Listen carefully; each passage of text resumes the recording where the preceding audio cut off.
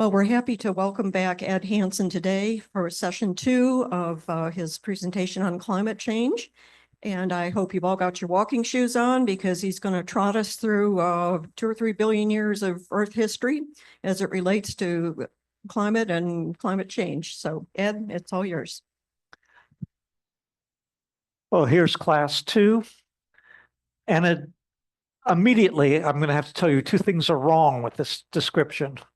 First of all, we're going to go through 2.6 billion years of climate history. And we're going to start with a review of some of the main drivers of climate change, just from questions that we got last time. But before I start, are there any questions from last class period? Okay, now is this comfortable for you? Can you hear me? Okay.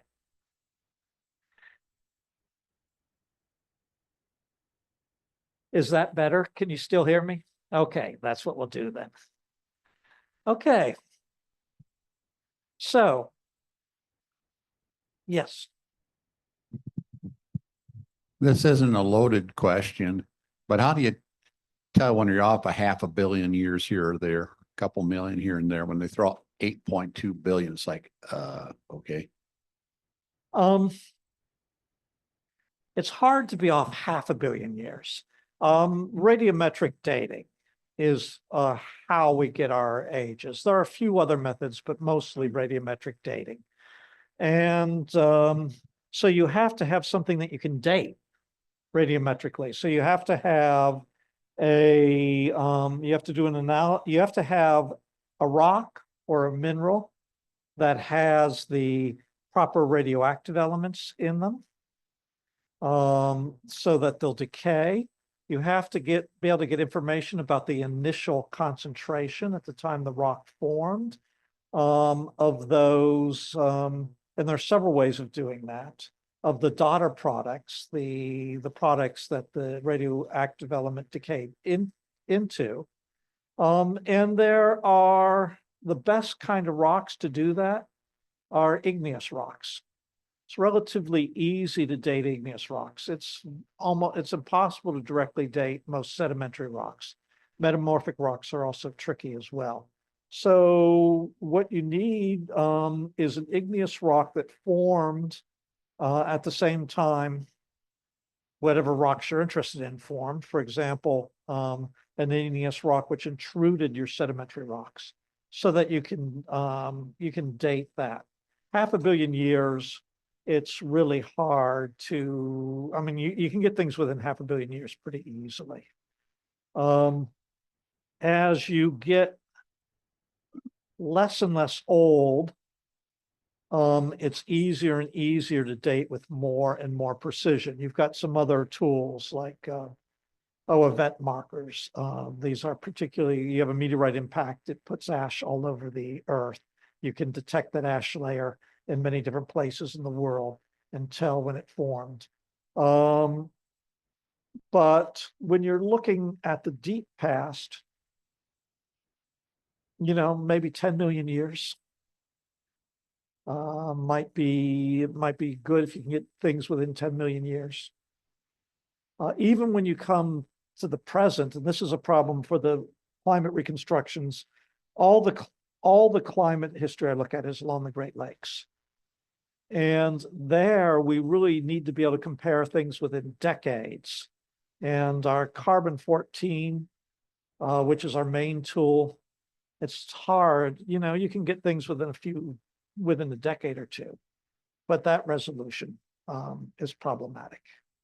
I've got ways around that, but I don't want to take up any more class time with it. Any other questions?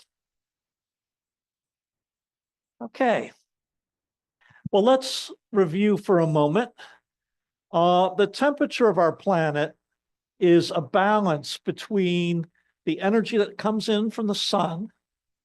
Fortunately, our atmosphere is pretty transparent to solar radiation. And then the energy that's given off. The surface of the Earth heats up. If we were to start from absolute zero and put the Earth right here, the surface would warm up as it absorbed more and more sunlight. As it warmed up, it would begin to give off infrared radiation, thermal radiation. That's one of the main ways that heat escapes, is through radiating this infrared radiation. And when the amount of energy being received is equal to the amount of energy being lost, then you have what they call the steady state of the planet. Now, if you take a look at this, one of the main drivers of,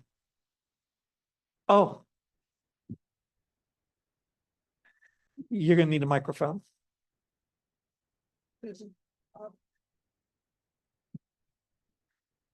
Solar energy. Yeah. On rainy days like this, what solar energy how is solar energy affected by that? Well, the sun is not. The sun's still putting off the same Right. amount of energy. But we'll be talking about albedo in a moment. Not all that energy is reaching the surface. And when we talk about albedo, we'll talk about that. But the sun's not being affected, but the sun does change. This is the solar activity, which the higher the solar activity, the more energy it gives off. And if you both look at sunspot numbers, which the record starts in the early 17th century, or beryllium 10, which is a cosmogenic element. So it comes down from the solar wind. Some of it reaches the surface and gets incorporated in peat bogs in this particular case. In fact, we could carry this back even further. You can see that the amount of solar activity is not constant. These are smoothed averages. Here's our ups and downs and ups and downs. Recently, we've had an increase in solar activity and the amount of energy coming from the sun. So it's very likely that some, and I'll argue later, not all, but some of the global warming is indeed due to the increase in solar activity. And to go back, the little ice age right here was a period of relatively low solar activity. If we extend further back, which this graph does not do, we'll be in what's called the medieval warm period, and we'll see that the solar energy is high at that period. So at least the little ice age and the medieval warm period that came before it appeared to be, in part, probably largely, due to changes in the amount of energy being given off the sun, which, by the way, we'll never control. You'll never be able to suppress climate change. Anyway. Now, the amount of energy that a surface absorbs depends on albedo, which is just a fancy term for the proportion of the radiation that comes in from the sun that's reflected into space. So this is not given off as infrared radiation. This is directly reflected into space. Never heats the surface, never absorbs the surface, is absorbed by the surface. Now, the Earth's average albedo is 30%, which means 30% of solar radiation that comes in on the average, it varies from place to place, as we'll see, is radiated back into space. Now you take 100% of the solar radiation striking the Earth minus that 30%, and you can see that on the average, we absorb about 70% of solar radiation. So it's that 70% that heats our planet. And this is just to say a little bit about albedo. Albedo varies with what kind of surface you have. If you've got thick clouds, the sunlight hits the surface of those thick clouds and reflects 75 to 95% of it back into space, i.e., that's what's happening today. The solar energy is coming in, but it's not reaching the surface. you have water reflects only 10% of the energy back into space.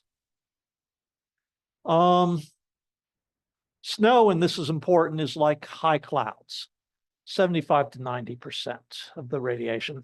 That's one of the reasons we're cold in the winter. It's not the main reason, but once you start getting snow, it starts getting colder because you're absorbing less of that solar radiation.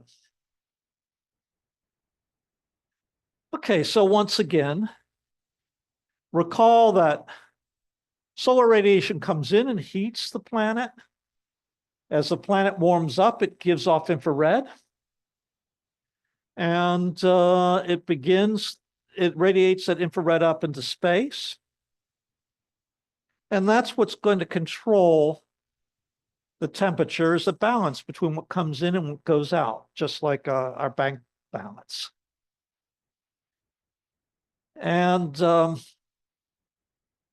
now we're going to talk about the greenhouse effect. I'm going to first explain it on a molecular level. Now, molecules with at least 3 atoms can undergo what they call asymmetric stretches.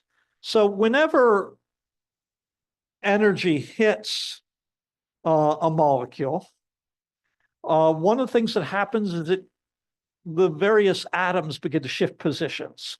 You get these molecular vibrations, and you've got stretches and bends. Now, if you've got 2 atoms, you really can only do what they call symmetric stretch. But if you've got 3 atoms, you can begin to do an asymmetric stretch and asymmetric bends, but I focused on stretches. And here is an oxygen and 2 carbons. And in that particular case, you have a asymmetric bend. You would, in this case, you'd have an asymmetric stretch. You have this atom going in, well, this atom is going out. So imagine that I'm the central atom. Then that's an asymmetric stretch.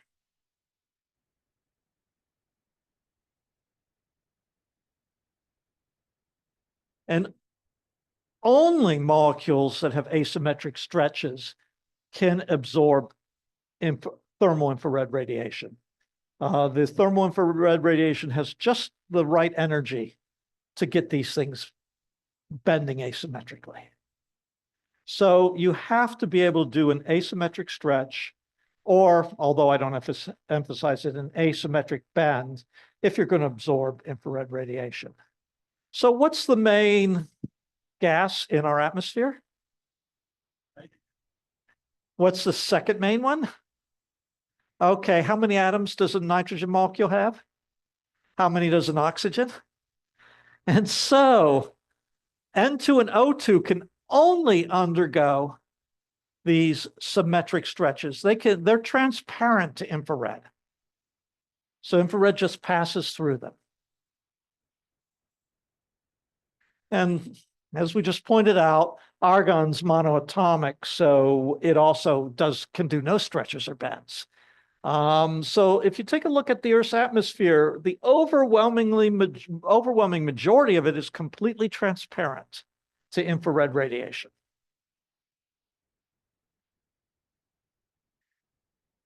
You have to have at least 3 atoms, 3 or 4 atoms to absorb infrared radiation, to undergo asymmetric stretches. And so give me one atom that has one molecule that has at least 3 atoms. CO2, first one. I figured that would be the first one. Now let's see if I guessed right for the second one. Second one? Okay, I didn't guess right on which order you do it. There's one I think of even before. Methane has 4. Water vapor, yes, H2O. those are the two most important greenhouse gases in our atmosphere, things that can absorb infrared. But we also have methane, as someone mentioned, N2O, ozone, O3, and these chlorofluorocarbons, such as CF2Cl2. All of these are greenhouse gases and important to various extents. Methane is particularly, methane has the problem of what does methane decompose to? Put oxygen in methane and what do you get? Water vapor and CO2. So it breaks down to form more greenhouse gases.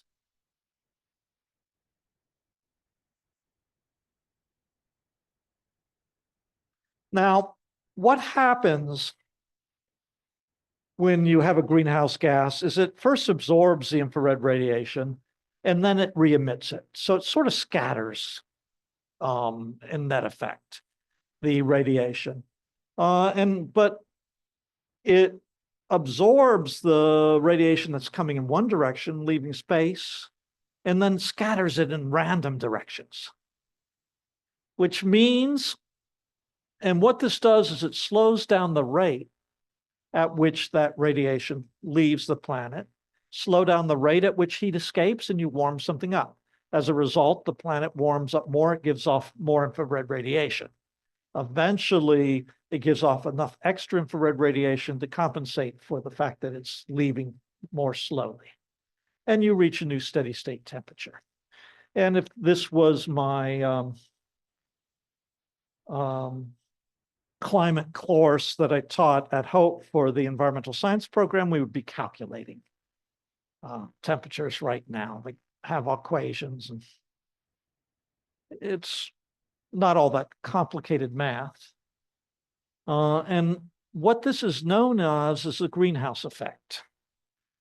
This slowing down at the rate at which infrared radiation can leave the atmosphere, therefore causing the Earth to heat up, is known as the greenhouse effect.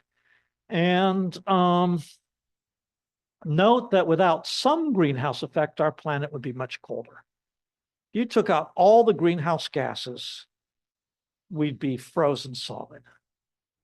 So greenhouse effect it's important. Without it, we wouldn't have life on our planet. And this is an aside. I usually would bring it up if I was teaching at Help. I'll bring it up now. I don't have a slide. Does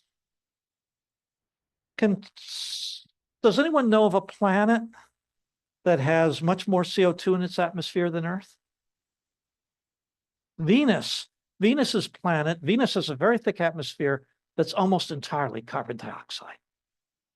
And it has a temperature at the surface that would melt lead. So despite the fact that, how high is Venus's albedo? What do you see in the night sky when you see Venus? How do you tell it from other? It's the brightest thing because it's completely covered by clouds. So only most of the sunlight's being reflected, but because of the greenhouse effect, it still has an incredibly hot surface.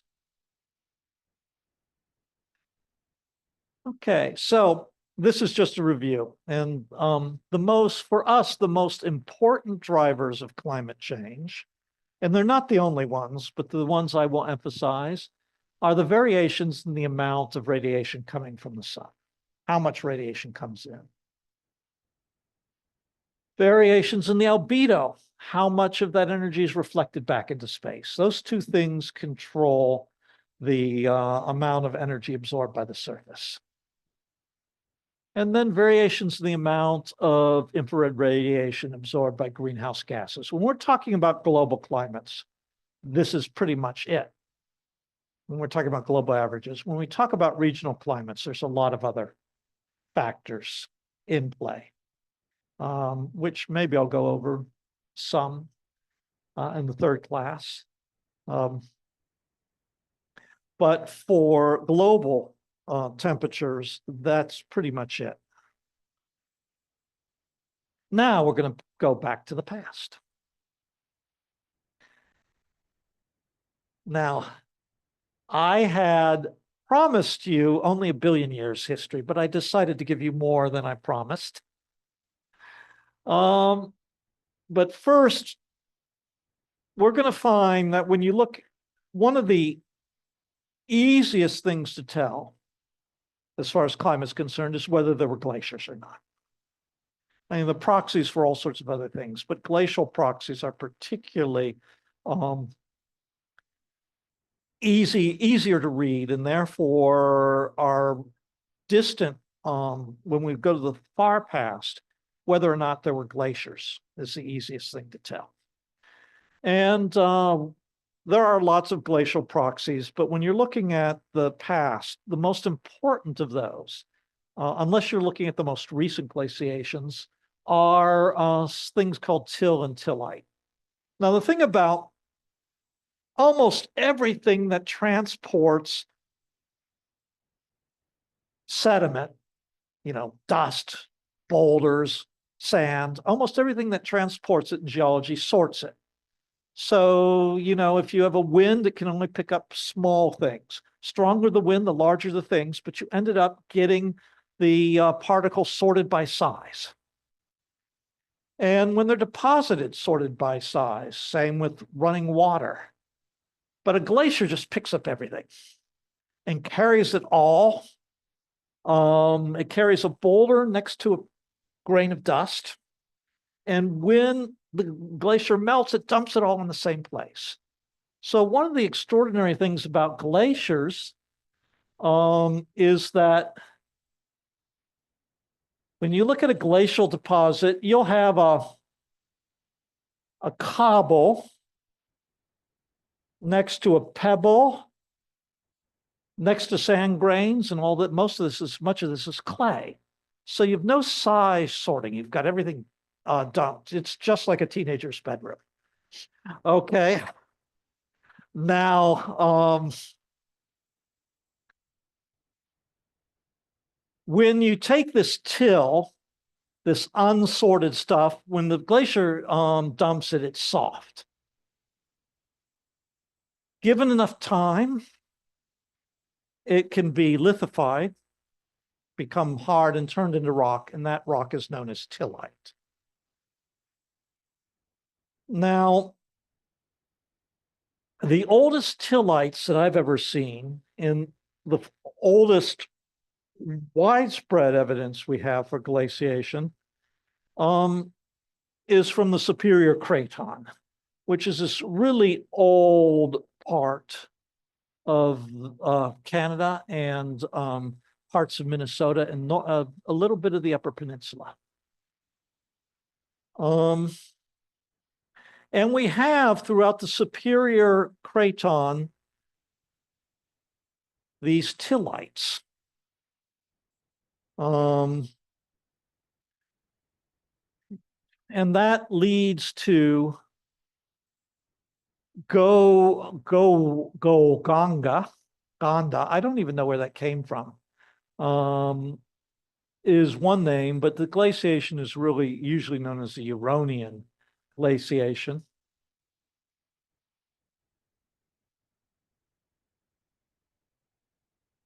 About close the very early, late Archean, early Proterozoic. So we're looking at 2.3 actually, so not quite 2.6.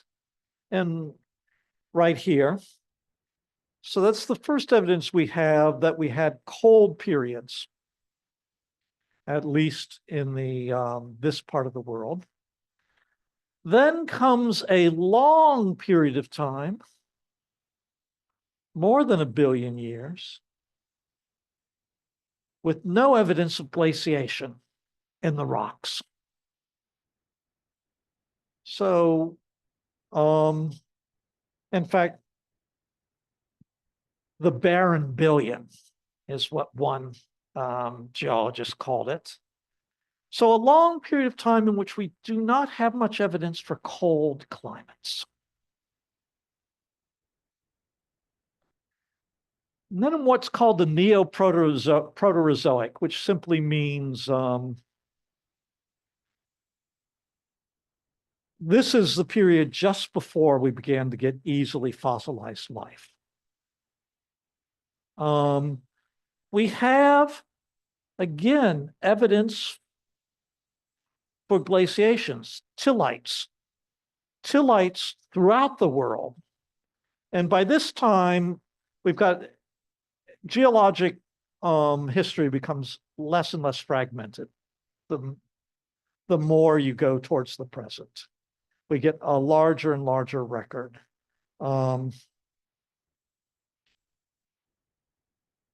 Okay, so this is it, the Neoproterozoic glaciations between about 735 and 635 million years ago, give or take at this time 10 million years.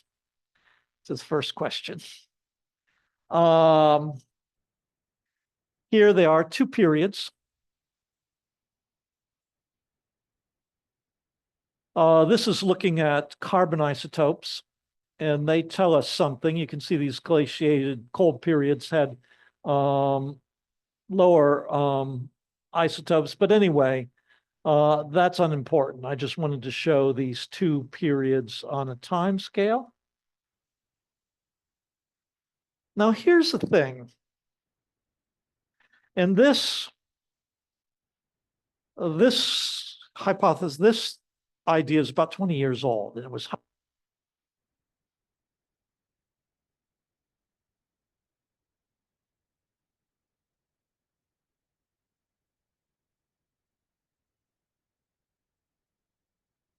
okay, we should stop talking about the people at home.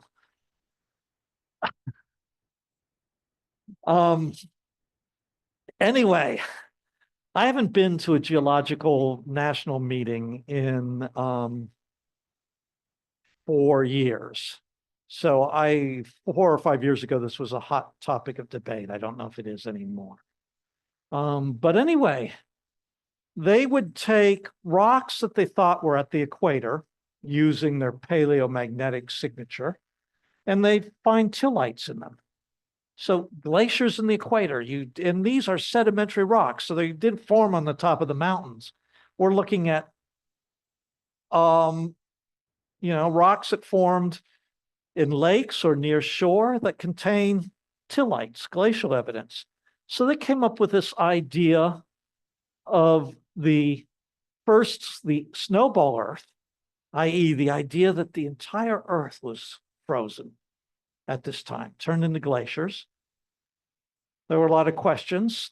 For example, we know life existed at this period, even though it was relatively primitive. How did it survive if we had a snowball Earth? That came up with the hypothesis of a slush ball Earth. So the idea that we had almost an entirely frozen planet with a few places of open water. And this is being argued back and forth. The people who argue against it are saying your paleomagnetic evidence from 900 million years ago is just not good enough for you to know that these rocks were really at those low latitudes, and other people claiming, yes, it is. So I don't know where the debate's going. But this is our background.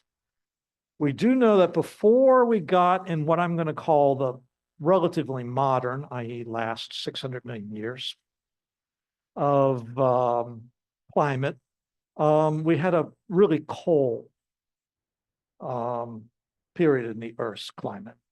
Whether it was as frozen as a snowball Earth or slush ball Earth, we don't know, but it was really cold. It had a really cold, extensive period. Okay, and after the Neoproterozoic glaciations, we entered a warm period. No evidence of glaciers, even at rocks we think were at high latitudes when they formed. The same fossils are found in rocks from widely separated geographical ranges. Rocks we think were from near the equator and rocks we think were closer to the poles. Same fossils. What is this? Trilobite. And we're talking about the Cambrian now. So, you know, beautiful trilobite fossils. They're the neatest fossils from the Cambrian. Same trilobites in rocks that we think would have been at much different latitudes. The average global temperature now, you know, there's a lot of guesswork. This is mostly from isotopic evidence. But the best estimates we have would say that the average temperature, the average global temperature was like our July or August. And remember, that's average. That's winter and summer, poles and equator. So warm, probably uncomfortably warm. Now, this is an example of what's called a hot house climate. And that's important because ever since a deep glaciation, for the last roughly 700 million years, what we've had, here's the Cambrian, is an oscillation between hot house and what is called cold house. We'll look at these, but look at the red lines. The red lines are the very long-term averages estimated. And in the red lines, you see we have hot periods. This is what we're talking about, the Cambrian. Then we have a cold period, another hot period, another cold period, another hot period, another cold period, another hot period, and then another cold period. And we're looking at, you know, we're talking about 100 million years or so as being the time scales we're looking at. Now, during hot house climates, we just went over this, but here it is systematically. There are no polar ice caps. So none whatsoever. The temperature difference between the poles and the equator is relatively small. The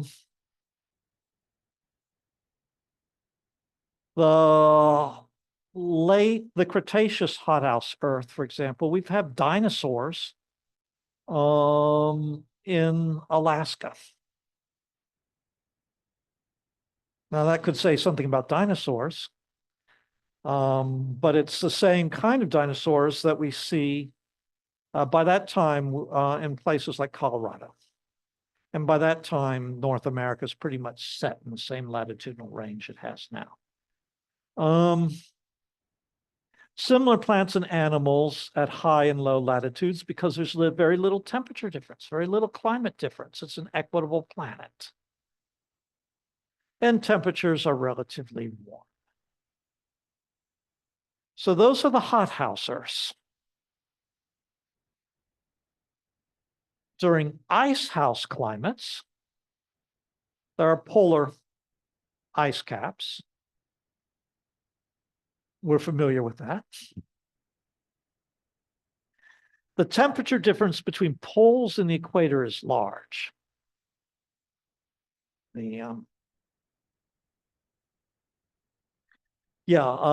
Recently, I happened to fly from Hawaii on my to Alaska to visit my grandchildren. Hawaii was a stopover on the way back from Australia. And I can tell you there's a big temperature difference.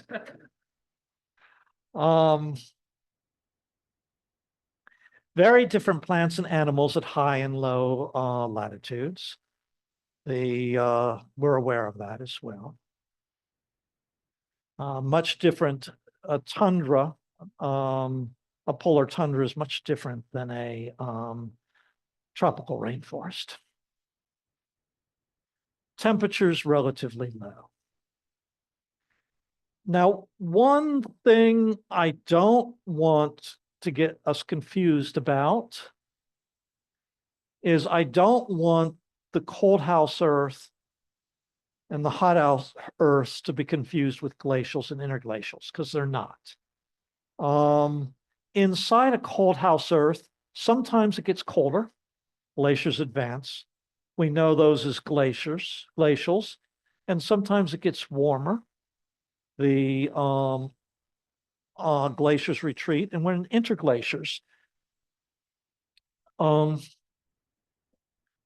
Here's estimated temperatures. Here's today. We're in the interglacial today. You don't have to go back too far, about 10,000 years, and we were in a glacial. There was an interglacial, which reached its peak about 120,000 years ago. And then there was another glacial, interglacial, glacial. So now we're looking at the scale of not 100 million years, which is a scale at which hot house Earth and ice house Earth and hot house Earth alternate. But now we're looking at the scale of 100,000 years within cold house Earth, and we get glacials and interglacials. Okay, we've been in an ice house Earth for approximately 20 million years. At the end of the Cretaceous, the last flourishing of the dinosaurs, we were in the height of a hot house Earth. And now within this generally cold climate, the oxygen isotope records, and we talked about how oxygen isotopes give us information on sea surface temperatures. Suggests there have been many alternating glacials and interglacials.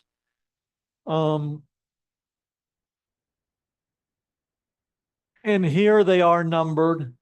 So our interglacials 1, our glacials 2, 3, 4, 6, etc.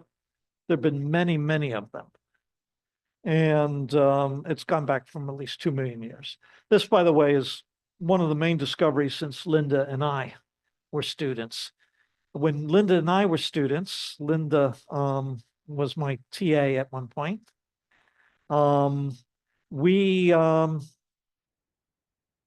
They thought there were 4 glacial episodes.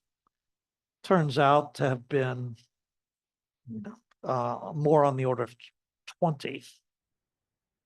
And what we identified as the older 2 glacial episodes just happened to be some of the several older ones all crammed together. Okay, so now we're going to go to the relatively recent past. We're going to go back 130,000 years. And that is recent. I mean, first of all, our species was here 130,000 years ago. So our great, many great grandparents were around at that time.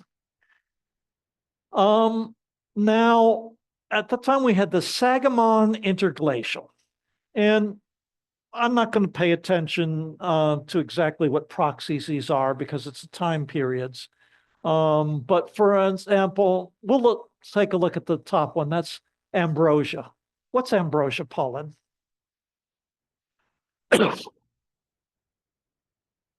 And nope, I can't sneeze on command. This is what causes hay fever. And it's a pollen that's very abundant. So you find it in lakes, lake sediments and bog sediments. And warm periods, you've got lots of ambrosia. So this Sangamon Interglacial had a lot of ambrosia pollen in these particular lakes in the western United States, for example.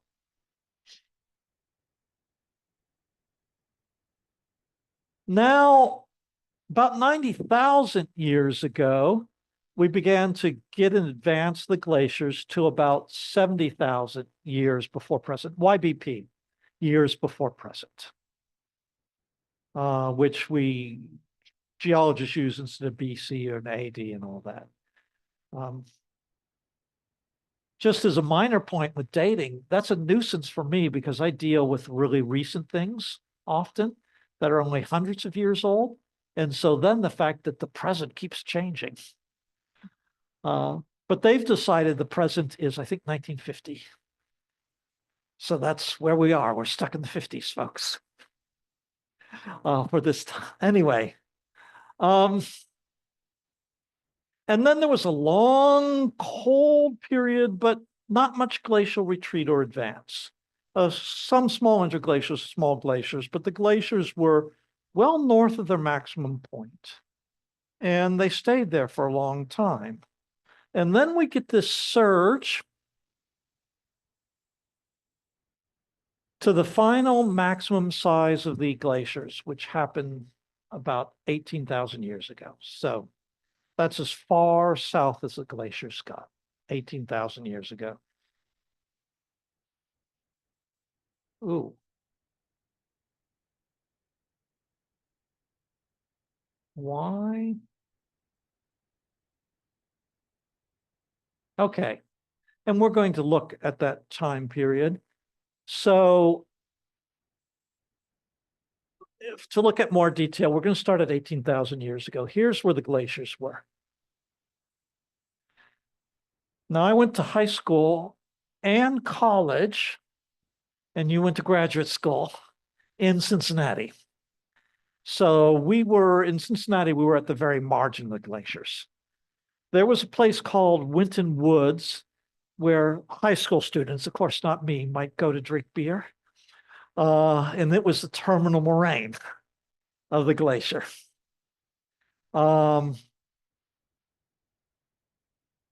So very close to the Ohio River. That was the furthest south. We were covered by ice entirely 18,000 years ago. And then from 18 to 9,000 years ago, the climate got warmer and the glaciers began to retreat. And here's just a glacial position 13,200 years ago. Ignore the arrows. That's the direction the ice is actually flowing, but it's melting faster than it's flowing south. So the glacial position doesn't change. So 13,200 years ago, this is where the glaciers were. The Upper Peninsula still would have been covered with ice. Michigan would have been, Holland would have been ice-free in those days. So that's from 18,000 to 3,200 years ago. And it kept retreating until there are barely any remnants of the continental ice sheets. There's a few places where there's still ice way north, covered by trees and soil, so it's still preserved. But the glacial ice caps are almost entirely gone. I do want to point out, however, this retreat was not uniform. It wasn't, going back at a constant rate every year. There were some periods in which it got colder and the glaciers would re-advance.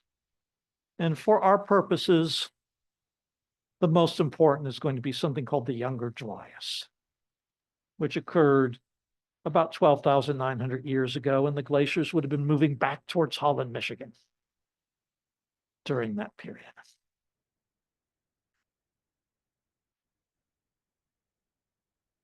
Okay, the glaciers are all gone by about 9,000 years ago.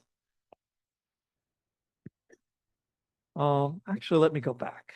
So this is a change in temperature.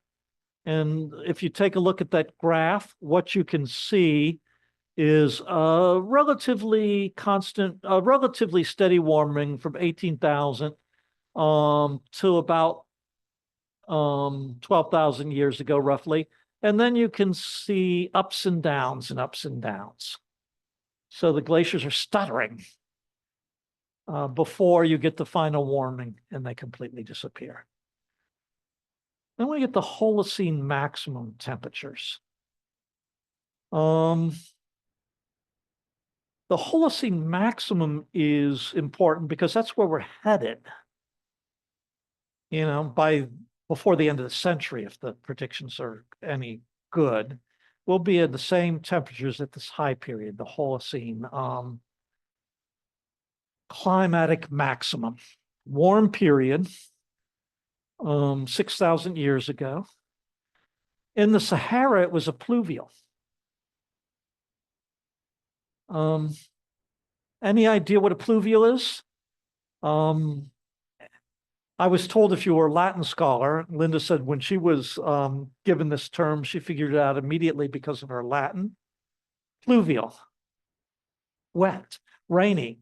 And so we talk about glacials and interglacials.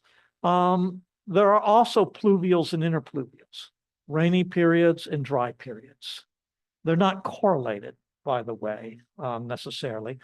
But not only was it warm, there was a pluvial in the Sahara. So here's a Sahara rock painting in what is now desert, showing steps in people hunting what would have been, savanna like conditions. So we're not headed back to the pluvial in the Sahara, but we are headed towards those Holocene maximum temperatures quickly, if the computer projections are any good. Then came the ancient cold period, 3,000 years ago. So, we're heading towards that classical antiquity, relatively cold.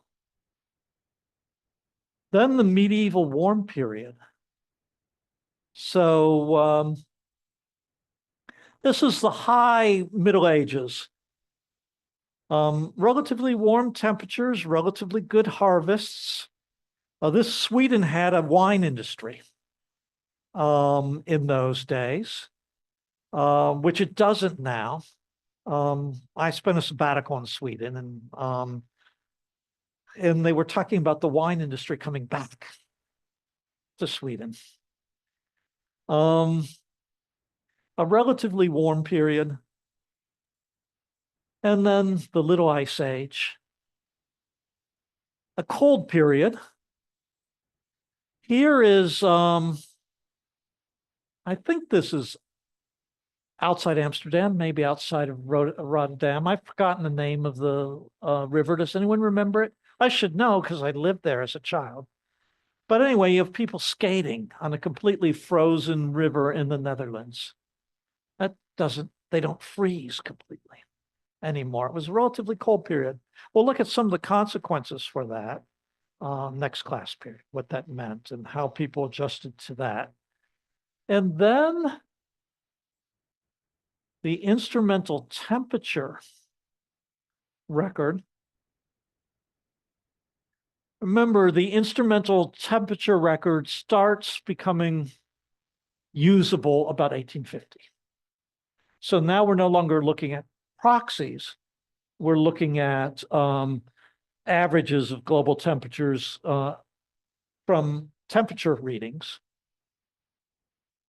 And you can see the instrumental temperature record appears to show a warming. Brought us out of the Little Ice Age, but has accelerated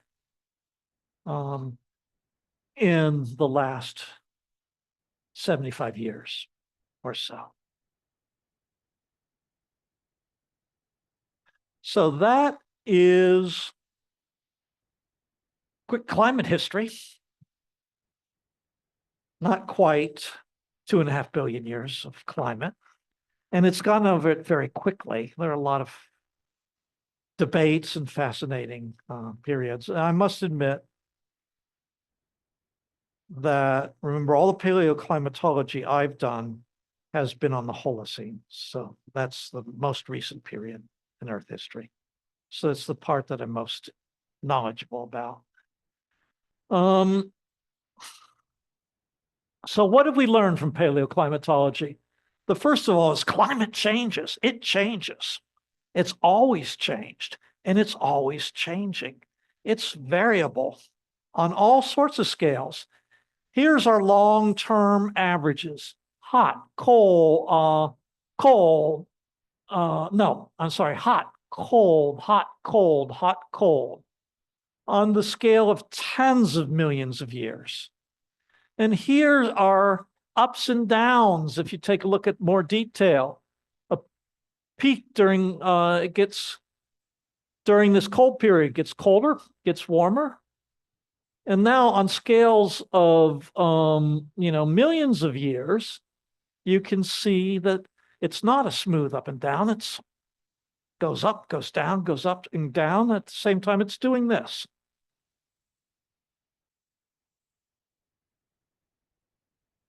And then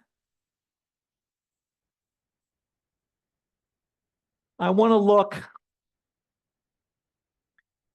at just.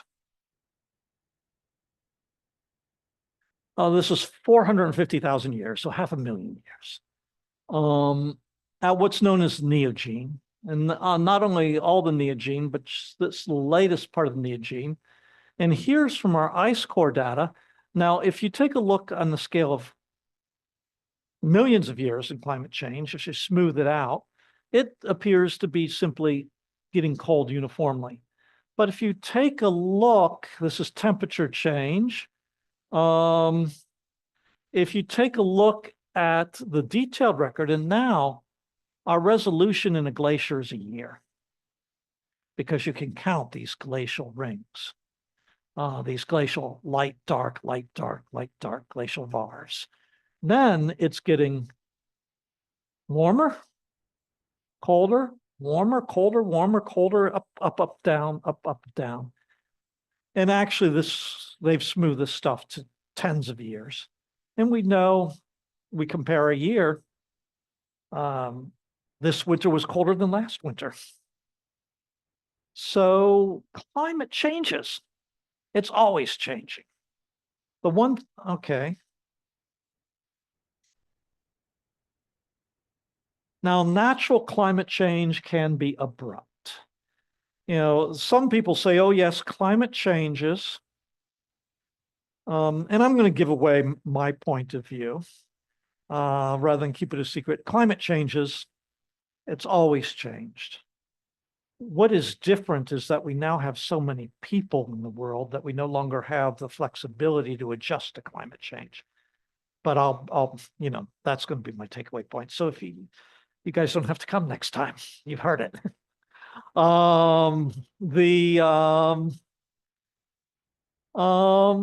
Natural climate change can be abrupt. So here is the Younger Dryas. It gets cold and then it suddenly gets warm again. And it gets warm really, really rapidly. And by the way, note that snow accumulation goes up as it gets warmer. Why do we get more snowfall when it gets warmer? Yeah, more precipitation. You can hold more moisture in the air. You want to go to a really dry place with little precipitation, go to Antarctica. Okay. Now, this is a really abrupt change. When I decided that I wanted to look at bogs and lakes, sediments, to look for indications of, I was interested in storminess. Maybe I'll talk about that last class period. I was interested in how have storms varied in the Great Lakes. Are there periods that are stormier than other periods? I mean, did we have decades of storminess and decades of not storminess? And I was interested in it because I was interested in what causes erosion and dune movement and migration. I went to Sweden to learn that. And the person whose lab I was working in, Svante Bjork, was the expert, world's expert on the Lower Dryas. I went out and cored with him, and we'd core these peat bogs, and he'd take the cores out, and he'd listen to it, and he'd knock twice. He said, "That sounds like the Lower Dryas." Simply from the change in the way the peat sounded. But anyway, he once gave a seminar that I'll remember, very memorable, fortunately in English. Although at Lund University, if anything was given for graduate students because they were international, it had to be in English. And he looked at everything about the lower Dryas and he compared it to the climate change in the last 100 years, which some people say is faster than it's ever been. And what he said, you know, in every way, the younger Dryas was faster, but not as fast as the climate change today. Now, climate change today is rapid, much more rapid than average, but there have been other climate changes in the past, just as rapid. And he ended up concluding the main difference is we weren't responsible for the lower Dryas. We are responsible for what's happening now. And here is the most interesting of all, Paleo-Eocene thermal maximum. Now, again, I'm about 5 or 6 years past following this currently, but it's at least 5 or 6 years ago was a mystery. But here is the temperature change where the arrow's pointing to, based on oxygen isotopes in ocean sediments. And you had this sudden rapid increase in temperature, really rapid. And at the same time, you've got all sorts of indications. You had less, you had a drop in the amount of calcium carbonate being precipitated from oceans, for example. A change in the oxygen isotopes, of course, and the carbon isotopes, very, very rapid spike. You know, climate went crazy over a relatively small period of time with all sorts of consequences, and we don't, it's a mystery. Was a mystery, at least. Okay, now there does appear to be a correlation between climate and atmospheric CO2. Now, glacial ice generally contains ice bubbles, which are samples of the atmosphere at the time the ice formed. So, I mean, you can see this. You get snow. You know, ice doesn't precipitate on a glacier. I mean, it doesn't just, it doesn't form as ice on a glacier, it forms as snow. And snow is mostly air when it first falls. And it gets compacted, and most of the air gets squeezed out, but some of it gets trapped into bubbles. So you've got bubbles in glaciers, and they have bits of the atmosphere at the time the ice formed. And now you can look at the oxygen isotopes in the ice around the bubble, and it tells you whether you're relatively warm or relatively cold. We went over that. So here is the temperature readings. And remember, this is from a permanent glacier. So, I mean, even in Antarctica or there are parts of the world where even in an interglacial, you're still forming new glacial ice. So relatively warm, cold, warm, cold, warm, cold, warm, cold. Okay, take a look at the blue. That's the CO2. Note as it gets colder, the amount of carbon dioxide in the air bubbles goes down. As it gets warmer, the amount goes up. As it gets colder, it goes down again. And as it gets warmer, it goes up. You know, I've dealt with geologic data my whole life, and I've never seen the correlation that beautiful from most geologic, because natural processes are so complicated. The data is usually messy. You usually have several factors at work. There is a correlation between atmospheric carbon dioxide and temperature. Now, I remember the famous thing I learned very early as a scientist: correlation does not mean causation. So you have to keep that in mind, but there is a correlation.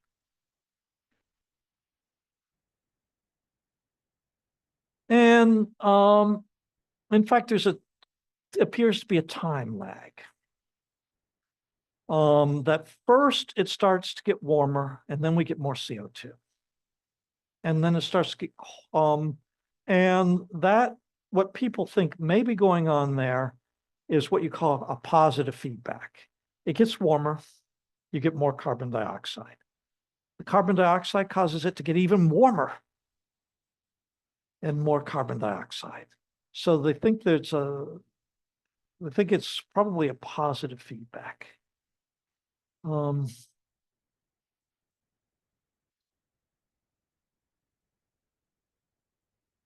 But there is a time lag. It's important also to realize. Let's pause for just a minute.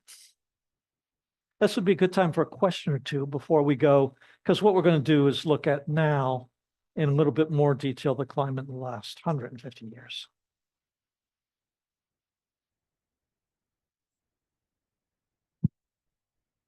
During that period that you referred to as the really rapid change, The Dryas, yeah. thank you. Is there correlating or corresponding charts or graphs in terms of the percentage of the earth covered with water or migration or things that would give us some indication of if that history repeats, when history repeats itself, we might see similar trends? It has been suggested that the Younger Dryas was due to the fact that there was an influx. There used to be a huge Lake Agassiz. It's a huge ice-dammed lake that covered much of the prairie portions of Canada. And it drained pretty rapidly because the ice, the fresh water, well, because the ice barrier opened up and you had the water draining through the St. Lawrence Seaway. And it suggested that once that happened, you suddenly had a lot of fresh water added to the ocean, and fresh water floats on top of salt water and changes the oceanic circulation. And that caused the planet then to get colder again. And so that's been one of the explanations. I have a friend who spent a fair portion of his career arguing that is wrong. But that's one explanation. Did that answer your question at all?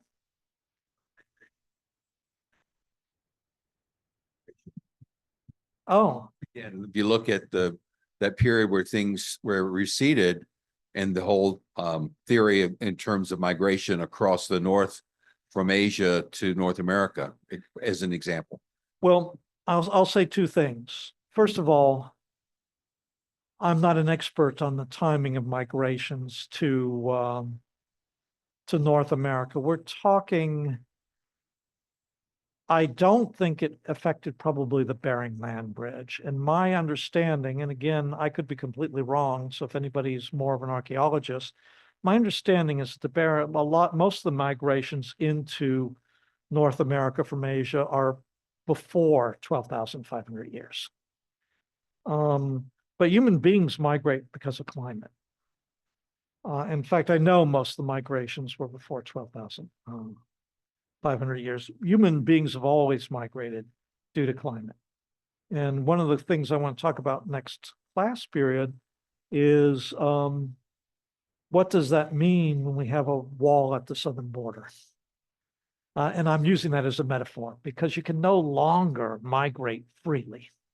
And it's not just our wall that stops free migration, but that's been our main response to climate change, move. One more question, and then I'll go back to the prepared material. I had a question about where does the CO2 and CH4 come from before industry that's so large that it could cause global changes? Volcanoes? Yeah.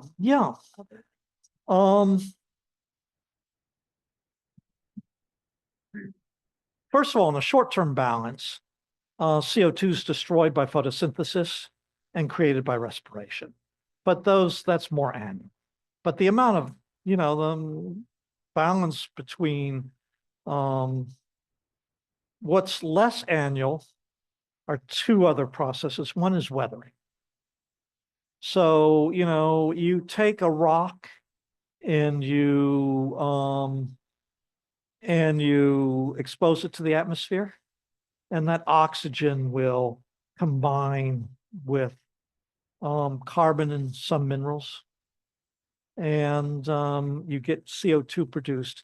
If you write most of your weathering reactions, the majority of them will consume, many of them will consume carbon. A few of them will release to make CO2.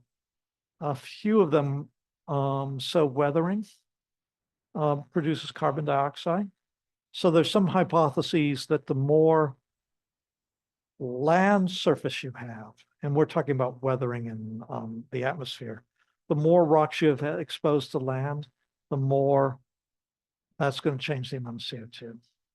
And then there's CO2 caught up in things like permafrost and other sediments that can be released. It's in temporary storage. So that's a good question. And I'm going to think about it more and more and think about how I can come up with natural changes in the balance of carbon. Okay, well, okay.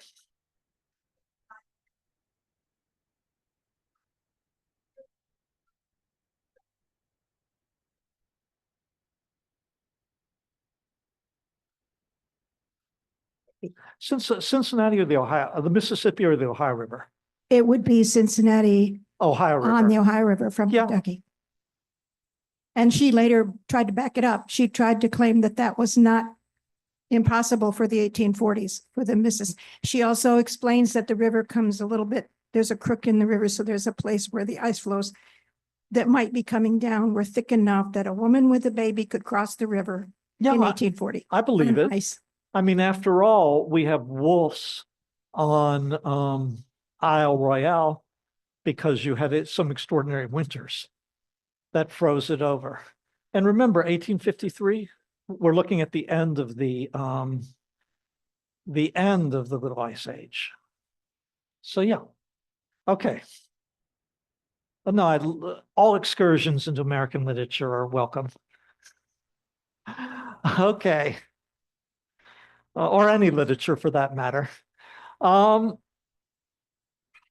So instrumental readings for the last 150 years seem to pretty clearly show a warming. Here's when babies were being brought across the Ohio River. And it is now much, much warmer. Okay, on the average. Now, about a degree warmer in the last 50 years. However, there are people who argue that the record is biased, and I don't think all these records are completely valid, but I just want to show that it's not as clear as having a thermometer that takes one temperature reading for the entire planet. So there are potential sources of error when you're estimating the average planetary temperature. And one is geographical normalization. You know, if you're doing the average climate, we got to take the climate in Alaska, and we have got to average it with climate in Morocco in some way to get a meaningful average. And so you have to normalize by area and all sorts of other things, but you can see that it's not necessarily simple. We have differences in the reliability of data from place to place, especially when you go further back. We have the urban heat island effect. If you took a thermometer in Chicago and compared it to 1750 to today, you're going to get a much higher temperature than you would get if you did the same exercise for a forest. And that's because you've got effects like the urban heat island effect, where increases in temperature around a city are due to the replacement of vegetation with concrete, asphalt, and metal, and also which if you've ever walked on a sidewalk in the summer on bare feet. And also waste heat from machines. So there's all sorts of complicated things you can need to do to take this into account, to take temperature into account. It's not simple. And you do your best, but there are areas where you can go wrong. So instrumental measurements of sea surface temperatures also appear to show a warming. Here's the data, 1850 sea temperatures, various data sets. So you can see different data sets give you some different results, but they all show that the ocean surface has been getting warmer. Okay.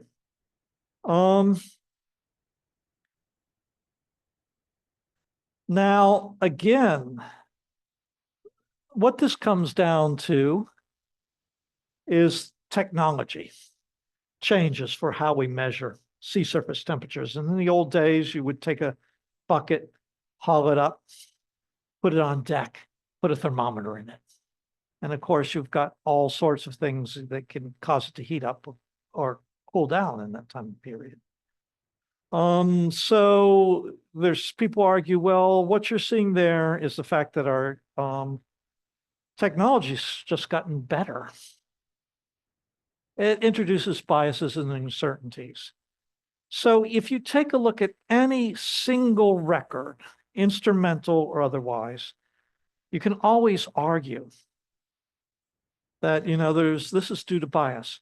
What I'm going to try now is to look at multiple lines of evidence, and to give you the takeaway is it's not one thing alone that's showing us global warming. It's evidence after evidence after evidence after evidence, all pointing in the same direction. So, now the cryosphere is a frozen Earth, glacial ice, sea ice, snow, and permafrost, which and it's particularly sensitive to changes in temperature. We know that.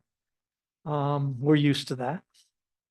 So if you take a look at the cryosphere, it's a proxy now, but you'll notice the proxy in all sorts of ways is showing us temperatures are getting warmer. The volume of glacial ice, darn, I've forgotten where this glacier is. I took this from an old class lecture. I've just forgotten, but here's a glacier in 1928. Here's the same glacier photographed in 2000. You can see quite a retreat. Every glacier I've ever visited personally has had evidences of very recent retreat. And if you take the global mass balance from observations of many glaciers throughout the world, it seems to show a really significant decline in the amount of glacial ice. Now we're talking about alpine glaciers, by the way, mountain glaciers here, not glacial ice sheets, but mountain glaciers. And here again are from all sorts of places. Alaska, for example, which here is a change in glacial length of 2 glaciers in Alaska. Here's change of length in the Andes, change of length in Central Asia, Central Europe, Iceland. Throughout the world where there are alpine glaciers, they are largely shrinking. There are a couple of exceptions. There are a few places where glaciers have advanced, but that's rare and appears to be due to local effects. Evidence of warming from the cryosphere. The decrease in the amount of sea ice, especially in the Arctic. Upper photograph. There's the amount of average summer sea ice over a 3-year period from NASA satellite photos in 1979 and through 81. Planets, remember, this is way after this is late in the warming from the little ice age. And then we go roughly 20 years later, and here's the extent of summer sea ice. And you can see it's much smaller. In fact, you now have a Northwest Passage. If this continues, then the Arctic becomes a more important potential shipping lane.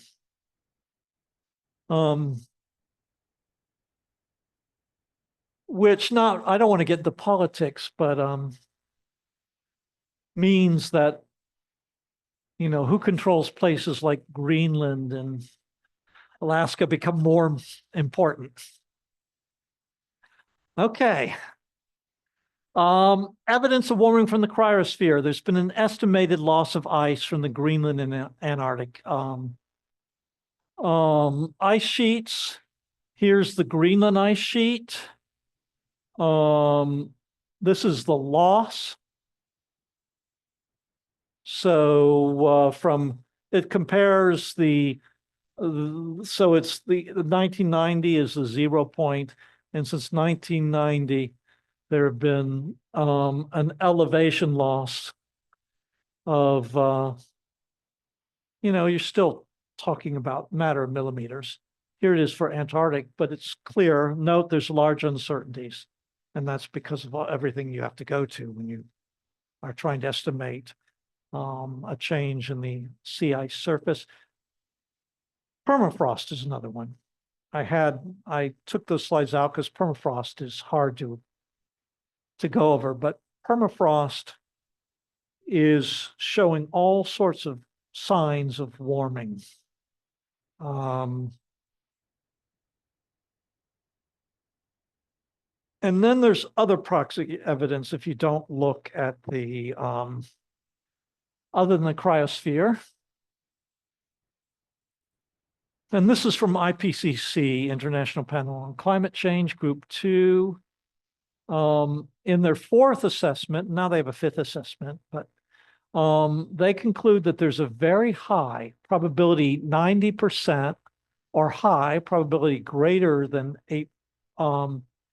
80% in confidence that recent temperature changes have led to these increases. So these are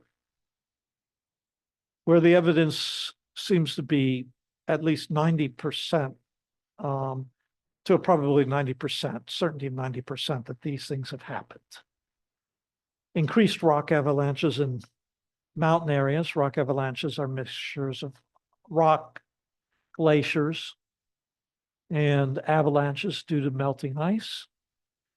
Warming of lakes and rivers leading to changes in thermal structure and water quality. Increases in zooplankton abundance in high latitude oceans. Earlier timing of leaf unfolding, bird migration, tulip blooming, and other spring events. And poleward or upward shifts in ranges of plants and animals. So there's all sorts of proxy evidence, as well as the instrumental evidence, that the planet is getting warmer. It's been getting warmer, particularly rapidly in our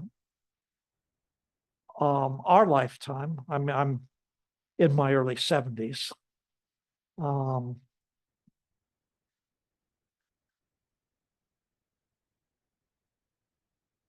And relatively few scientists and almost no climate scientists now dispute the claim that there's been a recent warming trend.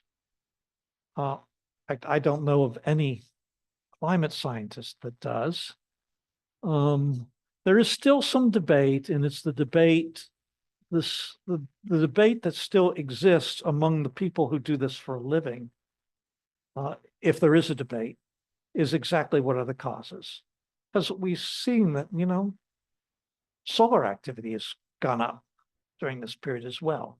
Amount of CO2, we'll look at that in the very beginning of first slide. We'll look at what's happened to carbon dioxide concentrations. There have been changes in albedo. Cleaner the air gets, well, there's been changes in albedo, various ways you can change that, and people can affect it too. Okay, now I could go over Milankovitch cycles. I just put this in case I ran out of time and some people seemed interested in it. Anyone's interested, I'll go over it after class. It's not really important for our contemporary climate change. Are there any, we got 7 minutes. Any questions? Yes.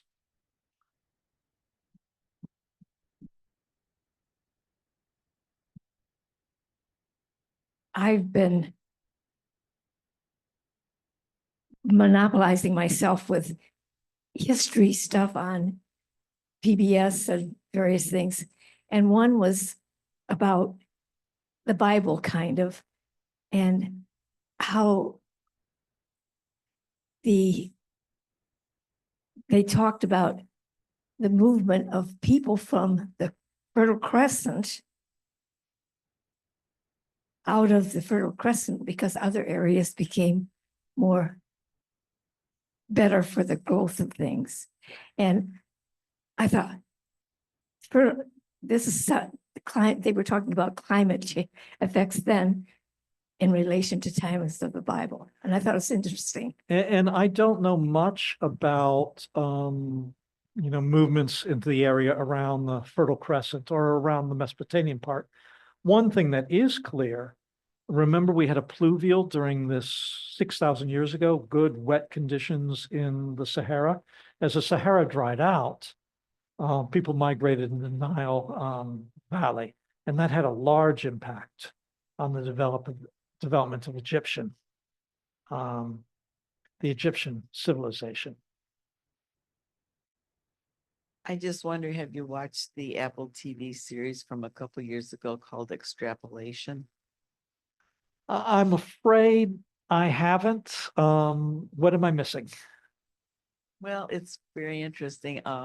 They show vignettes of what would each episode is about a year in the future, 2033, 2043, I think they end up in 2093. Okay. Yeah, I'm not going to be around in 2093. I'll make sure my grandchildren watch it. Okay. Anyone else? Can you say more about the variations in the output from the sun? I mean, I had it in my head that that was a very constant and steady thing. And so how long ago did they figure the sun is not constant? I think the first line of evidence was the fact that we have variations in the amount of sunspots. And those correlate. So that's the oldest evidence. To tell you exactly when people began to talk about variations in solar radiation, I can get back to you after I do a little research. But I think the evidence first started when we started counting sunspots and noticing that the amount varied first from year to year and then later from decade to decade. Now we've been able to directly measure solar radiation for a much shorter period of time, but that direct measurements will also show variations. And how much does it vary from decade to decade, like 5% or 10%? Oh, no. Or less than that? Yeah, less than that. Okay. I'll get back to you. That gives me something to do this weekend. Let me make a comment about that. NASA just released in March a report that sea levels are rising faster than predicted. Okay, but in part of that, they mentioned about a little bit about solar radiation. And since 2000 to 2025, we've had 2 cycles of sunspots. And during that entire time, the temperature kept rising. They also said, and this is what NASA said, that the difference between the minimum and the maximum was only 0.15% difference. So, I mean, while over a billion years, maybe there's bigger differences, but within our time span, it's not making a big difference in our global warming, I don't think. Although a small percentage, could potentially, what sounds small as a percentage is still a huge amount of energy. If you take a lot, how much energy comes from the sun.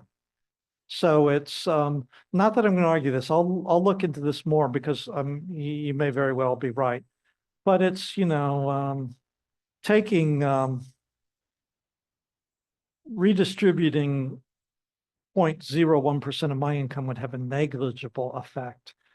Redistributing 0.01% of Elon Musk's income would have a much larger effect.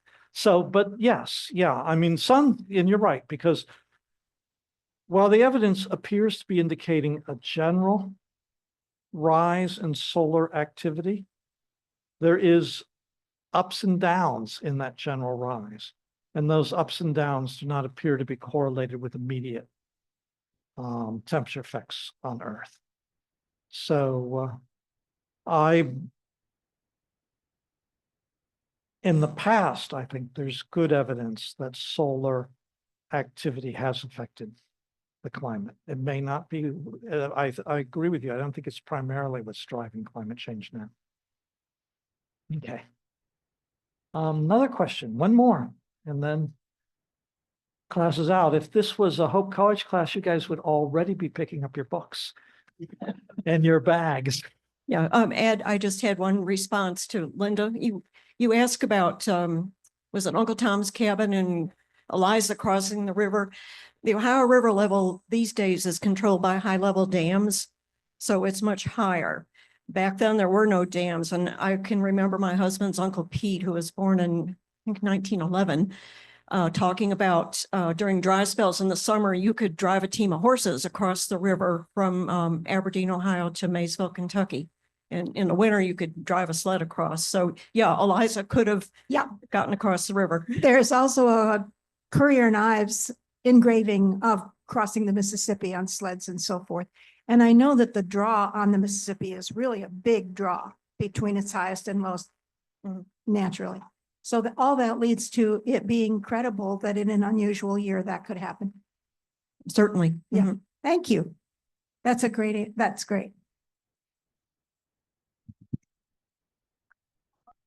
Okay, well, I will see. One more 1 minute question. One of the treasures at Hope College in the 1860s and after, when they first founded it, was that somebody donated a gigantic rock collection to Hope College. And so since they had a very tiny science department and not much other equipment, what's the most that could be derived from a huge rock collection if it was a sophisticated collection at that time? Well, we have, and we've had many rock and mineral collections now donated. Okay.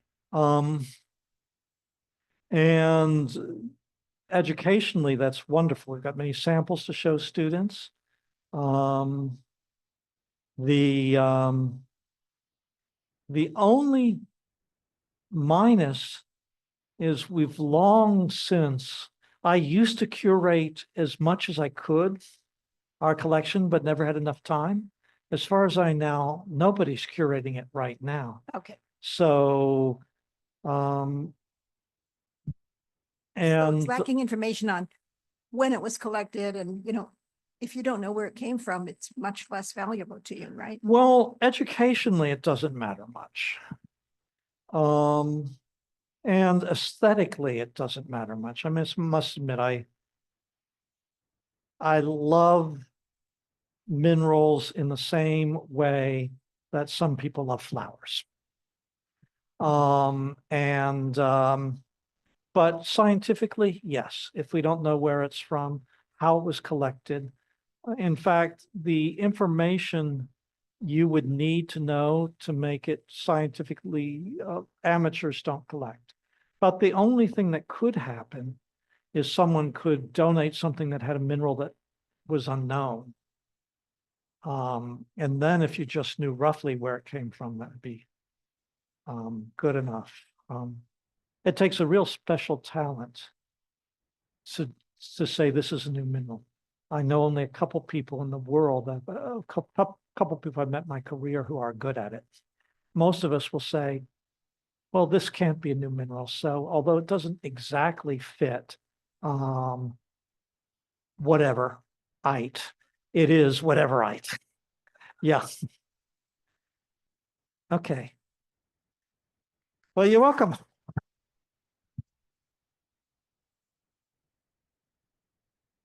Remember to push in your chairs.